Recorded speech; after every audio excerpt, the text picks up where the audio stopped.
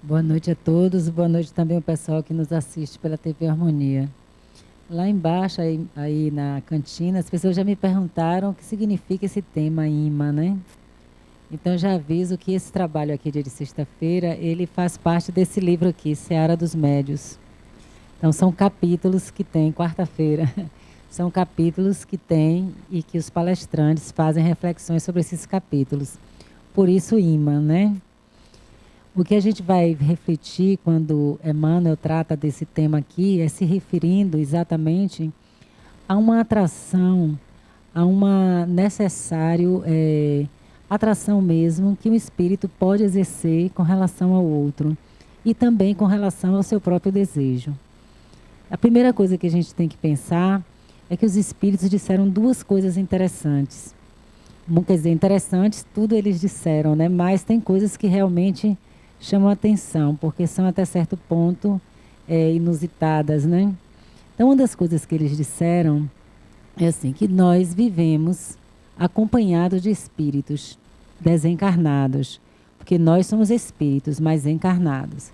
Então, eles dizem uma nuvem de espíritos, de tal sorte que muitas vezes no salão tem mais espírito desencarnado do que espírito encarnado. Então, nossa convivência é assim. Não é o mesmo nível vibratório, mas de algum ponto nós dividimos o mesmo espaço. Eles podem nos ver e nós também podemos, de alguma forma, percebê-los. Então, existe alguma comunhão entre encarnados e desencarnados. Temos que acreditar que necessariamente alguma coisa acontece quando estamos assim reunidos de um lado e do outro, mas sintonizados de alguma forma. Então, uma das questões é essa. Os espíritos estão por aqui mesmo. A gente não precisa ir a muitos lugares longes para encontrá-los. Eles podem estar a qualquer momento, em qualquer lugar. Principalmente aqueles espíritos que são mais apegados à matéria. Ou os anjos guardiães, os espíritos protetores, aqueles que estão a serviço também. Eles estão perto de nós. A segunda questão, que é interessante também, foi quando Allan Kardec perguntou, e esses espíritos, né, que estão assim tão grande quantidade ao nosso lado, eles influenciam nossos pensamentos? E aí os espíritos responderam, muito mais do que imaginais. E, na verdade, muitas vezes são eles que vos guiam. Então, de repente, a gente tem três informações importantes, né? Primeiro, que eles influenciam o nosso pensamento. Primeiro, que eles nos influenciam, né? Existe uma influência. Segundo, que essa influência é exercida através do pensamento. E a terceira informação é que nós podemos ser influenciados sem nos darmos conta. Então, podemos ser influenciados por espíritos sem sequer perceber essa influência. E aí a gente se pergunta, como é isso? Como é que fica essa situação? A gente envolvido e partilhando com espíritos desencarnados, um espaço, eles podendo nos influenciar, e nós nem sequer vemos esses espíritos, né? E a gente se pergunta, quem são esses espíritos? Podem ser nossos amigos de outras vidas, podem ser parentes e amigos também desencarnados, feitos nessa encarnação, podem ser amigos de outras encarnações, que nos amam ou que nos odeiam, que estão vinculados a nós de alguma forma. E podem ser espíritos também que nunca nos conheceram, não têm o menor interesse na gente especificamente, mas num dado momento, por qualquer circunstância, nós chamamos a atenção deles, né? E eles então se interessou e está, de alguma forma, partilhando a vida conosco. Então, o tipo, o que será, quem será, pode ser tudo isso. Pode ser qualquer dessas opções. E isso sem falar nos nossos mentores, nos nossos anjos guardiães, nos nossos espíritos protetores. Então, a gente sempre está em contato com essa quantidade de espíritos ao nosso lado. E a gente se pergunta também como é feito esse contato. E o básico, de fato, é através do pensamento. Nós nos comunicamos através do pensamento. Os espíritos nos ensinam que estamos mergulhados no fluido universal. e que através desse fluido universal é que o pensamento se desloca e encontra um outro pensamento. Na hora que ele encontra um outro pensamento, ele pode agir sobre esse pensamento. André Luiz, ainda no início do século XX, ele já trazia notícias do mundo espiritual e ele dizia uma coisa interessante. Ele já avisava que nós estávamos no momento evolutivo em que facilmente nos misturávamos com os espíritos desencarnados a nível de pensamento. Que nessa época, por um desenvolvimento mesmo, a gente teria mais facilidade em perceber, cada vez mais facilidade em perceber o mundo espiritual. E isso é verdade, porque na medida em que a gente vai reencarnando na matéria, isso é uma coisa interessante, a gente ganha em sutileza no perispírito. Nós cada vez mais vamos sutilizando a nossa experiência. E esse perispírito cada vez mais sutil nos permite também acessar qualidades espirituais que na matéria são difíceis de nós termos contato. Então, tanto de que a gente vai reencarnando, nosso psiquismo vai ficando mais sutil e nós vamos adquirindo sensibilidades que antes não tínhamos. Então, hoje, para nós, é muito mais fácil entrar em contato com a mente desencarnada. E a mente desencarnada também entrar em contato com a gente.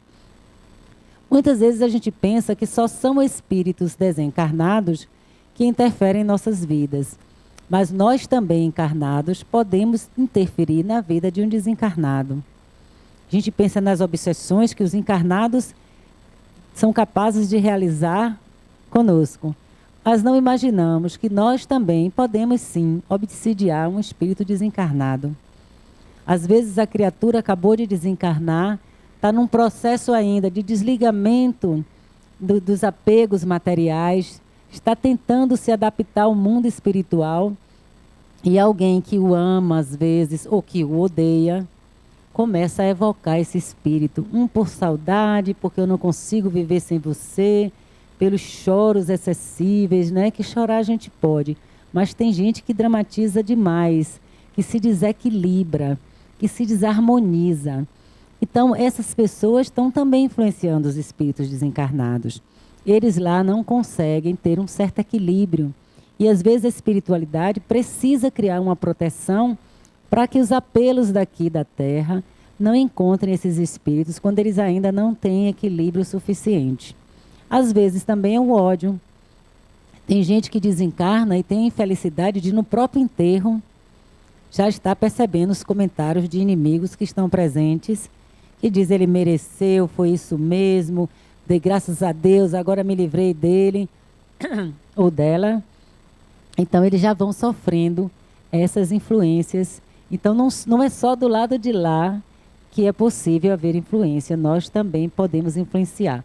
Porque a raiz da influência, da interferência, é o pensamento.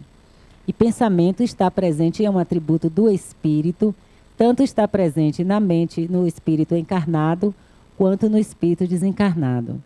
Então, de imaginar tudo isso, de dar uma olhada nesses ensinamentos, a gente já percebe uma coisa: não é possível dizer que não somos médios. Muita gente diz, eu sou uma porta, eu não vejo nada, eu não sinto nada, eu não percebo nada. Isso já não é mais possível de ser real entre nós. Pelo tanto de vezes que nós reencarnamos, pelo planeta e o estágio evolutivo que nosso planeta está, nós já temos um certo adiantamento, já temos uma certa sutileza, então não é verdade que a gente não perceba nada. E também é verdade, como André Luiz nos diz, que além de percebermos, nós estamos constantemente entrando em comunicação com essas mentes desencarnadas. Entramos em comunicação quando estamos acordados e entramos em comunicação quando estamos dormindo. A gente sintoniza com esses espíritos, né? E qual é a raiz dessa sintonia? Além do pensamento, a gente não pode pensar em mediunidade sem pensar em vibração, em frequência vibratória. Então, pelo pensamento, nós estamos disponíveis ao contato com a espiritualidade sempre. Às vezes é um pensamento que surge e a gente não se dá conta de que esse pensamento não nasceu da gente. Às vezes é uma solução que chega repentina, que a gente nem tinha pensado que era possível. Às vezes é um sentimento agradável, de conforto, a gente sente a esperança despertar em nosso coração, uma certa tranquilidade que aparece. E às vezes é a revolta mesmo, porque existe de todo tipo de influência. Quando a gente está envolvido num problema, num desentendimento com o outro, tem os espíritos que chegam para a gente e dizem, olha, jogue duro, ele não merece mesmo, não alivie, faça, você tem seu direito, é uma questão de justiça. E tem os espíritos que vão dizer, não ligue, perdoe, deixe para lá, vai se aborrecer, estragar seu dia, desequilibrar suas emoções, não vai valer a pena. Então a gente vai ter sempre as duas influências ao nosso lado, como temos no cotidiano. Porque às vezes pensamos assim, mas esse negócio de espírito está influenciando a gente, que coisa estranha. Mas a verdade é que nós somos seres muito influenciáveis. Por nossa própria natureza e pela natureza da nossa falta de consciência, somos extremamente influenciáveis. Não precisamos ir longe. A gente acorda de manhã com um boníssimo humor. Estamos felizes e satisfeitos. Acreditamos que vamos passar o dia maravilhosos. Dormimos uma boa noite. Quem sabe que passeios bons nós não fizemos, não é? Enquanto estávamos dormindo. E quando a gente sai, de repente, chega no trabalho, encontra um clima desagradável, as pessoas estão reclamando. Daqui a pouco a gente também já está começando a reclamar. Daqui a pouco a gente já está começando também a desfazer aquele sorriso que a gente acordou. E aí a gente sai para almoçar, encontra no caminho alguém desagradável que está com raiva, que reclama, e a gente automaticamente começa a reclamar também. Sentimos necessidade de tomar um partido, né? Quando tem uma briga, a gente quer ficar de algum lado, a gente não consegue ficar isento. Então a gente começa a se envolver, mas aí passa, volta para o trabalho, quando chega de tarde encontramos aquele amigo tranquilo, que dá um sorriso bonito para a gente, começa a lembrar do tempo que nos conhecemos, e aí a gente volta novamente a ficar alegre, né, entusiasmada, aí conta da nossa história, dos nossos filhos, dos nossos avanços, e aí já estamos novamente felizes também, tranquilos. E na hora da volta para casa, quem sabe o que é que nos espera no trânsito e quem sabe como é que vamos chegar em casa. Então, todos esses fatores, todas as questões que o outro traz para mim, se eu permitir, me influenciam. Então, eu estou sempre sendo influenciado. E que pensar das propagandas, né? A gente sabe que o pessoal que trabalha com marketing, eles trabalham até com os desejos inconscientes do indivíduo para fazê-lo consumir.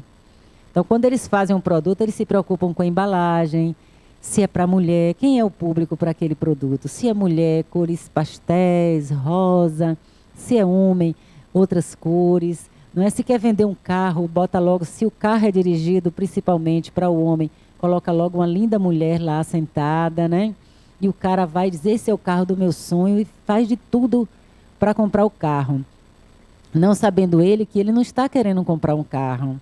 Ele está querendo comprar um estilo de vida que permita a ele muitas outras coisas. E a gente vai fazendo essas escolhas e não temos consciência. Não paramos para pensar e às vezes até nos envolvemos, como acontece muito, em dívidas catastróficas, né, por conta da gente terminar tentando ter o que não pode. Mas a verdade é que a gente vai se influenciando, principalmente coletivamente. Ora, se o encarnado que está na minha frente, que eu posso ouvir, ver e saber, é capaz de me influenciar tanto, é claro que o desencarnado também é capaz de me influenciar. É claro que não é nada fora do comum que uma inteligência, só porque não está num corpo físico, não possa me influenciar através de seus pensamentos. E ele vai introduzir o pensamento da mesma forma que o encarnado introduz. A diferença é que nós precisamos de redobrar a consciência, porque nós não estamos vendo, mas somos capazes de perceber que pensamentos desagradáveis entraram em nossa mente. Claro que nós também colaboramos com esses pensamentos. Claro que nós também temos a nossa participação. E muitas vezes uma obsessão se instala exatamente pela compreensão das nossas dificuldades. Por compreender que eu sou uma pessoa que tenho, por exemplo, um complexo de inferioridade muito grande, é que o espírito desencarnado vai me estimular a me ressentir com qualquer coisa que pareça a mim que a pessoa não está me respeitando, não está me dando valor, está me desqualificando. Então, essa questão vai ser usada, mas está sempre ali, em um ponto. Existe o estímulo, mas também existe um ponto nosso que nós colaboramos. Isso é que produz a nossa frequência vibratória. Alimentar tais ou quais pensamentos. E Jesus já nos dizia que aonde está o teu tesouro, aí está o teu coração. Emmanuel vai dizer que o desejo é o ímã do coração, né? O coração, ele vive de desejos. E Jesus já dizia que onde está o teu tesouro, está o teu coração. A maioria das relações entre os espíritos são relações sempre emocionais, onde todo mundo coloca tudo, onde tudo tem um valor muito acima do real valor, onde tudo é muito sensível. Né? A gente percebe que os espíritos desencarnados, quando eles resolvem obsidiar alguém, interferir com determinação sobre algum encarnado, normalmente ele se queixa de que foi ferido, né? Ele diz, não, porque fulano matou meu filho, não, porque ele me traiu, ela me traiu, não, porque ele ficou com meu dinheiro. É sempre uma carga emocional muito grande. Porque Jesus já dizia que todas essas coisas vêm do coração, né? As grandes emoções, as grandes raivas, os grandes ressentimentos, como o grande amor também, ele vem do coração. Então é através deste coração, desse complexo de emocional que nós temos, que as interferências encontram respostas. Porque aí eu começo a vibrar numa frequência que qualquer outro espírito que vibre naquela mesma frequência vai ter acesso a mim. É como sintonizar o rádio. Se eu quero pegar um determinado canal, televisão, rádio, você coloca na devida frequência e automaticamente você ouve. Os pensamentos nossos correspondem a uma determinada frequência, aqueles que mais alimentamos. Então, nesta frequência, qualquer outro espírito, inclusive outro encarnado, que tiver no mesmo nível de alimento de pensamentos, ele vai ter uma sintonia perfeita comigo. Então, a gente vai poder se comunicar. Porque por mais que os espíritos possam influenciar a nossa mente, isso é verdade, eles jamais vão influenciar uma mente que esteja num padrão vibratório diferente da deles. Então, não existe essa possibilidade. Se eu não nutro e não alimento em mim o ódio e o ressentimento, nenhum espírito pode chegar, me dar várias sugestões a respeito disso e eu não entrarei na frequência dele e ele não conseguirá não conseguirá me influenciar, porque não existe, não estamos na mesma frequência. Da mesma forma, a gente está aqui encarnados. Alguém chega, nós não gostamos, não somos usuários de drogas, vamos imaginar. E aí, de repente, passamos por um lugar, as pessoas convidam, não, vem cá, você não quer usar não, uma droga. Ou... A gente vai dizer não, mas o que a gente vai dizer até, tá, obrigado, mas eu não tenho interesse. Não vai nos seduzir, porque nós não estamos desejando aquilo. No nível espiritual é a mesma coisa. O espírito obsessor, aquele que nos influencia, ele atua naquilo que é o nosso ponto fraco também. No fundo, nós ainda precisamos aprender. No fundo, o obsessor nos revela as nossas dificuldades. Os amigos e os espíritos bondosos apontam para as nossas qualidades. E são eles que nos sustentam para enfrentarmos a nossa transformação. Mas os espíritos obsessores, assim como os inimigos que Jesus nos mandou amar, eles apontam para nosso aspecto sombrio, para as nossas dificuldades, para aquilo que nós não queremos nem revelar a nós mesmos. É assim que os espíritos nos dizem. Então, se eu sou arrogante, eu não quero saber da minha arrogância, nada mais natural que o espírito perceba. E nessa frequência de arrogância, eu consigo encontrar com outros espíritos arrogantes que vão me estimular na arrogância e vão considerar certíssimo o meu comportamento. Nem sempre o espírito ele se situa na nossa frequência e está com o objetivo apenas de nos fazer mal. Às vezes ele acha que está nos orientando. Ele está dando o que ele tem. A gente só dá o que tem, não é verdade? Então, às vezes, ele está achando que está orientando. Então, eu posso ter um parente, alguém que me ame, que esteja aqui me incentivando constantemente à raiva, à briga, ao apego. Nos relatos espíritas, a gente encontra Espíritos que ficam preocupadíssimos do lado do lá com a divisão da herança que ele deixou do lado de cá.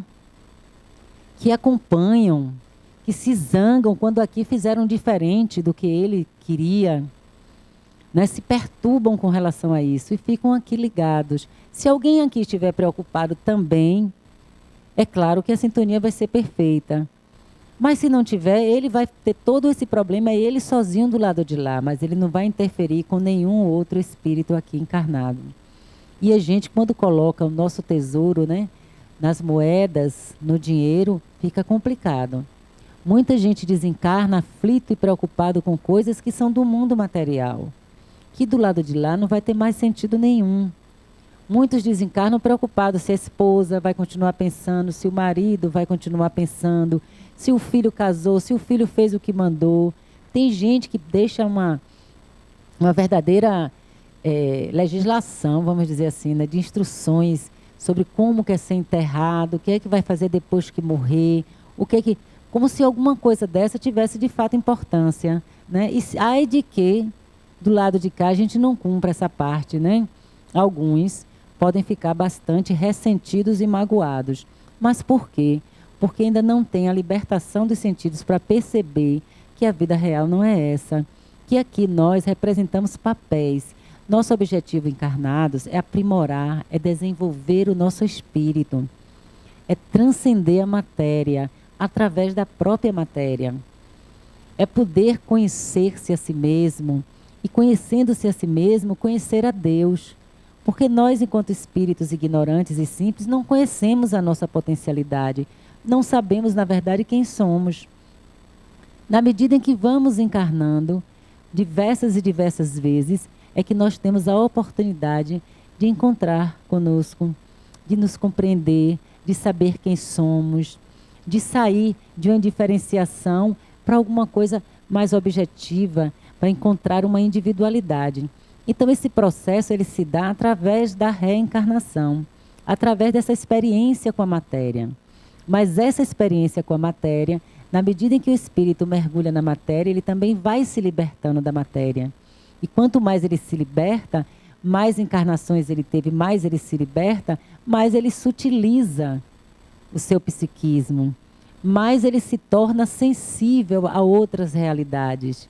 Então é por isso que André Luiz diz que hoje nós somos muito mais acessíveis ao mundo dos espíritos. Temos muito mais possibilidades de entrar em contato com eles. E nós sabemos, porque o Livro dos Espíritos também vai nos dizer, que quando estamos orando, nós entramos em contato com o mundo espiritual. Quando nós oramos para o nosso anjo da guarda, que até é sugerido no Evangelho, que a gente dê um nome a ele, que a gente estabeleça uma intimidade por uma conversa com o nosso próprio anjo guardião, o espírito mais elevado que está encarregado, sabe do nosso planejamento espiritual, está encarregado de nos proteger, estimular o nosso progresso. Quanto mais nós conversamos com ele, mais nós conseguimos entrar em contato com a espiritualidade de forma mais fácil. Mais a gente vai afinando a nossa sensibilidade para perceber como é que esse espírito se comunica. Porque mesmo que eu não perceba, nada impede a ele de se comunicar. Aí eu não percebo porque não presto atenção. Mas se eu prestar atenção e começar a distinguir a presença, algumas pessoas distinguem pela sensação que experimentam, pelo sentimento que vem se iniciar dentro de si. Então eles sabem que está ali a presença. Outros pela própria palavra, outros por uma imagem que vem na cabeça. Mas na medida em que a gente vai orando para esses espíritos, na medida em que a gente vai criando uma aproximação energética, é que a gente vai começando a distinguir cada vez melhor quando é que eles estão presentes. E cada vez mais a gente vai conseguindo estabelecer um diálogo. Também não podemos esquecer a questão do sono. Porque onde está o meu coração, onde está o meu tesouro, está o meu coração, muitas vezes a gente está aqui encarnado e quando dorme vai direto para o tesouro. Seja ele qual for. Às vezes é um bom tesouro que vai nos ajudar a progredir, às vezes não é. Então a gente precisa estar atento à hora do sono. Quem trabalhava muito essa questão era Ivone Pereira, uma médium muito boa que já desencarnou. Então ela contava dos desdobramentos dela, né, da experiência fora do corpo. Então você vê às vezes o espírito está ali dormindo, assim que dormiu ele sai correndo do corpo físico e vai procurar o que lhe agrada.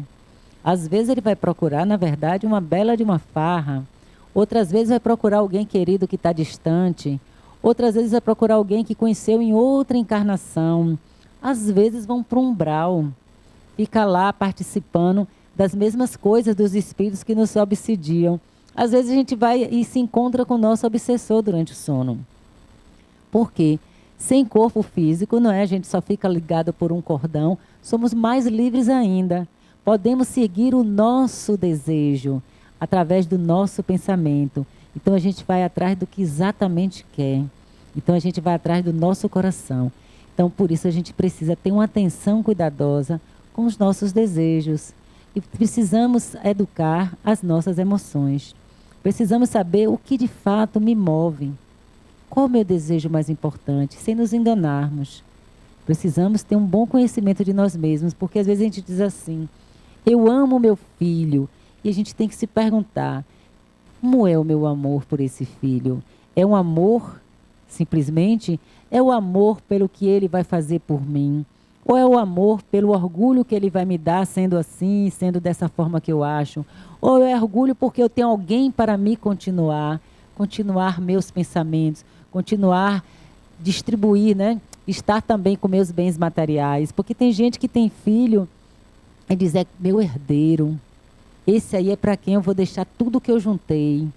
Então tem gente que tem amor por um filho e não é exatamente o amor pelo aquele espírito encarnado, não é o amor pela oportunidade de estar diante de outro ser, colaborando para o desenvolvimento dele, mas é simplesmente um amor por tudo que aquele filho poderá fazer para a própria pessoa, né? Então a gente precisa ver onde é que está esse amor, que amor é esse que somos capazes de sentir.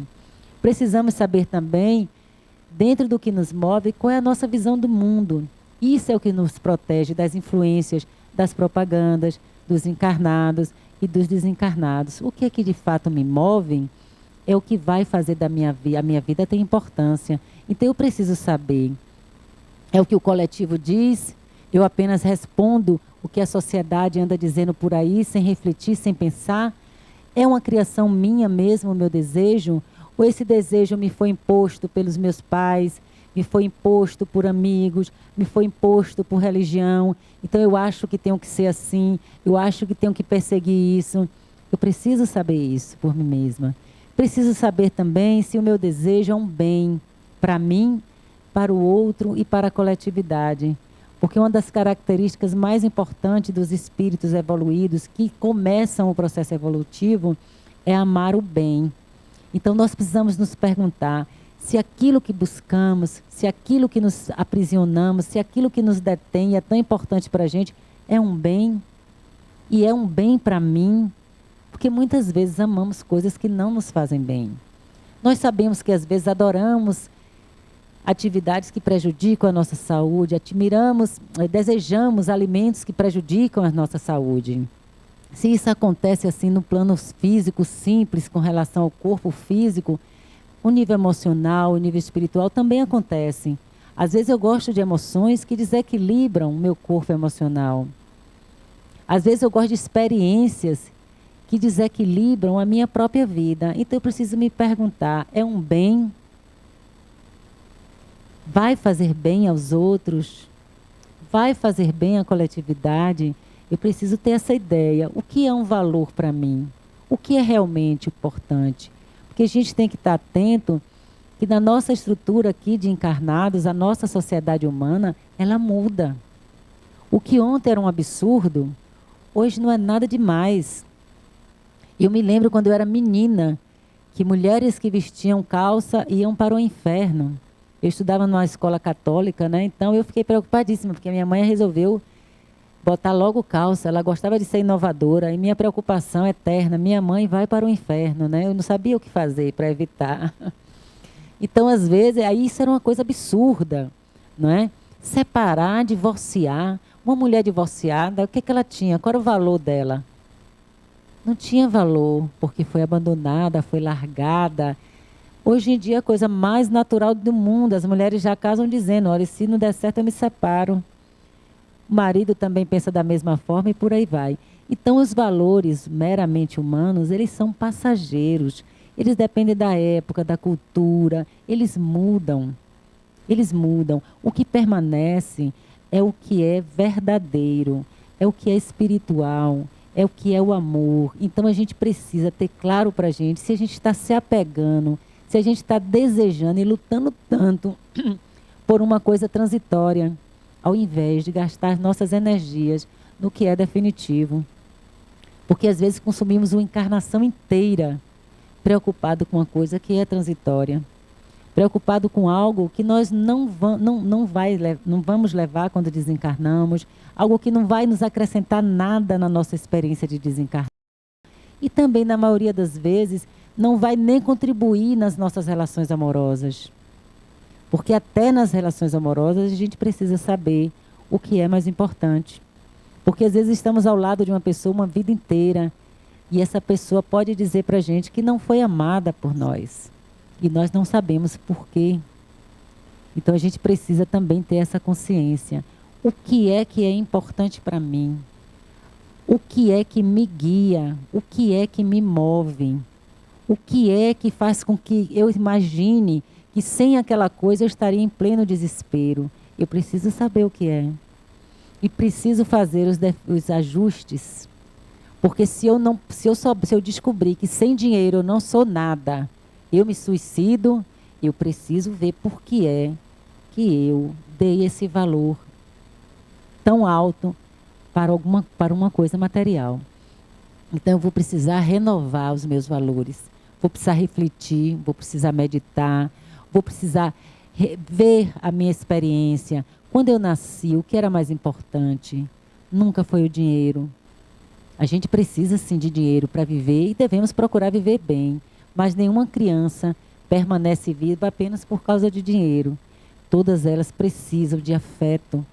Já foi comprovado, as crianças que não são tratadas afetivamente, que não põem amor nelas, que elas não percebem esse amor, elas são crianças que não se desenvolvem. Recentemente eu vi numa TV a história de uma menina que inclusive se comportava como um cachorro.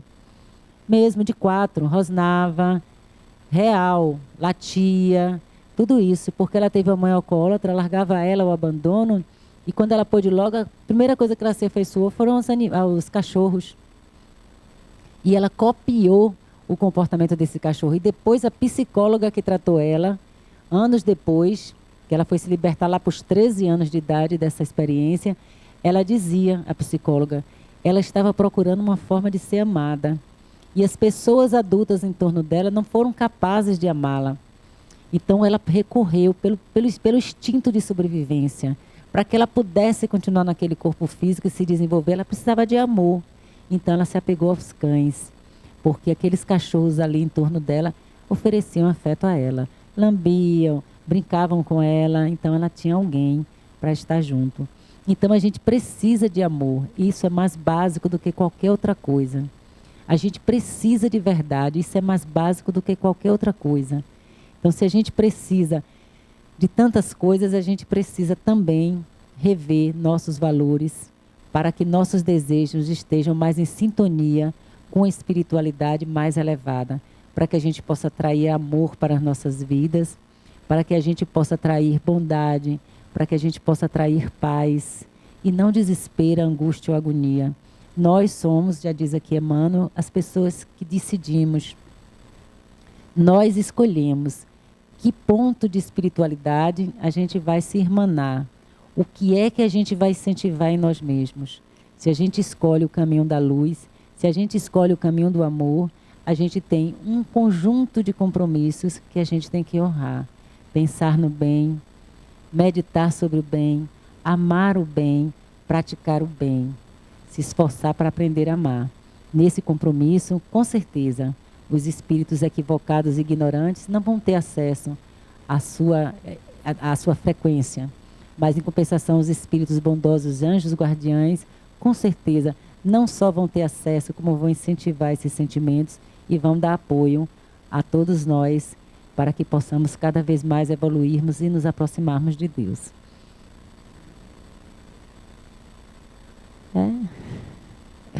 Então Estava aqui pensando, ainda falta 5 minutos. Eu sempre calculo um pouco errado.